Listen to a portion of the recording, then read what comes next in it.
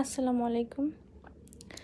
আমাদের মেয়েদের ছোট থেকে যে বাড়িতে আদর যত্ন ভালোবাসায় বেড়ে ওঠা, সেই বাড়িটাকে নিজের বাড়ি বললে কিছু কিছু লোক বলবে বিয়ের পরে সবাই পর। এই লজিক আমি মানি না।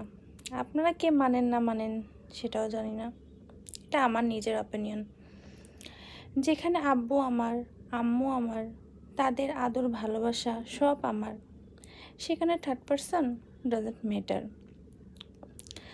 তাদের ভালোবাসি, তারা আমাকে ভালোবাসে, আমার প্রত্যেকটা বিপদ আপদ সব কিছুতেই তারা সবসময় পাশে থাকে।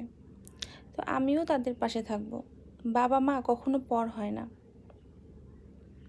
আর বাবা মার থেকে আপন কেউ কখনো হয় না। স্বার্থের দুনিয়ায় সবাই যার যার স্বার্থ নিয়েই ব্যস্ত, কে কার কথা ভাবে। কিন্তু বাবা মা কখনো নিজের স্বার্থ ভাবতে পারে না, তার স্বার্থে সবসময় সন্তান সব থেকে ভালো থাকবে। আমিও একজন মা, আমিও আমার সন্তানকে নিয়ে ফিল করি আমার সন্তানের ভালো থাকা, তাকে ভালো রাখা, কিভাবে সে ভালো কিছু করবে, ভালোভাবে চলবে, সব কিছু।